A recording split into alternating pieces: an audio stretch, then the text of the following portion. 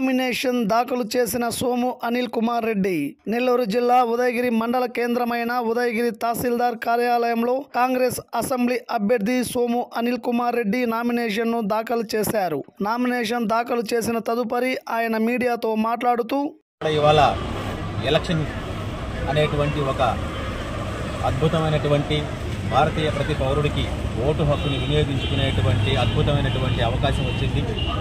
ప్రతి భారతీయుడు కూడా ఓటు హక్కుని వినియోగించుకొని మరి గడిచినటువంటి 10 సంవత్సరాల్లో ఎలాంటి ప్రభుత్వాన్ని ఈ భారతదేశం చూస్తుంది, భారత ప్రజలు ఎన్ని ఇబ్బందులు పడుతున్నారు, ఎలాంటి పరిస్థితుల్లో ఇక్కడ ప్రజలు ఎటువంటి పరిస్థితులు ఎదుర్కొంటున్నారో ప్రజలు చూస్తున్నారు.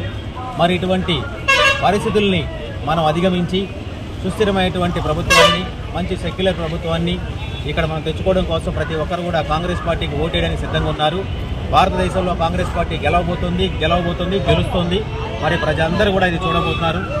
ఇలాంటి అత్యద్భుతమైనటువంటి సన్నివేశంలో మరి మన యొక్క ఆంధ్ర రాష్ట్రంలో కూడా కాంగ్రెస్ పార్టీ జనం అందరూ కూడా బ్రహ్మాండంగా చూస్తుంది. ఎందుకంటే కాంగ్రెస్ పార్టీ అనేది ఒక అద్భుతమైన పార్టీ. ఎక్కడికి వెళ్ళినా కూడా మాకు మంచి రెస్పాన్స్ వస్తుంది.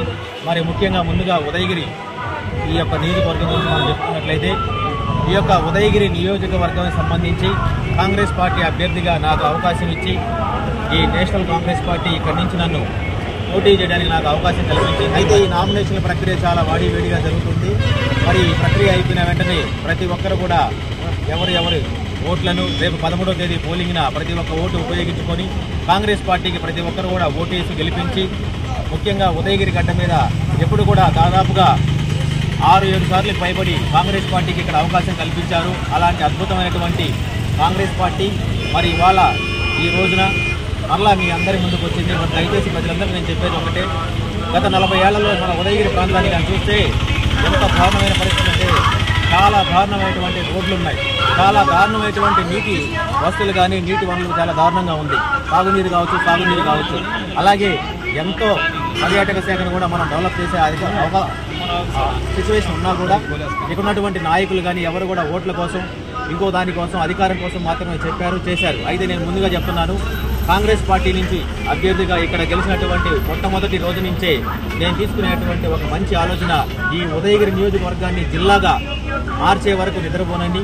మరి ఉదయగిరిని జిల్లాగా మార్చే వరకు ప్రజలందరికీ వెన్నుండి వాళ్ళందరి సహాయ సహకారాలతో ముందుకు తీసుకెళ్లి ఈ వెనకబడినటువంటి మెట్ట ప్రాంతంగా ఉన్న ఉదయగిరిని మనం రాబోయే రోజుల్లో ఉదయగిరి డిస్టిక్ అని చెప్పుకోవడంలో చాలా ఆనందపడేటువంటి అద్భుతమైనటువంటి సందర్భం ఉంటుంది. కాబట్టి దయచేసి మీరందరూ కూడా కాంగ్రెస్ పార్టీకి ఓటు వేయడం వల్ల లాభం ఏంటంటే జాతీయ హోదాలో లేకపోతే మనకి భారతదేశం యొక్క ఈ కుటల్లో మొత్తం కూడా ఏదైతే ఉందో రూపురేఖలు మారబోతున్నాయి. ఎందుకంటే బీజేపీ ఓడిపోయి కాంగ్రెస్ ప్రభుత్వం రాబోతుంది. కాంగ్రెస్ ప్రభుత్వం వచ్చిన వెంటనే మనకు అద్భుతమైనటువంటి సెంట్రల్లో కాంగ్రెస్ గవర్నమెంట్ ఉంటే ఎలాంటి అద్భుతాలు జరుగుతాయి మీ అందరికీ తెలుసు. మరి అలాంటి అద్భుతమైనటువంటి జరగాలి అంటే మనం కేంద్రంలో కాంగ్రెస్ ప్రభుత్వం తెచ్చుకోవాలి.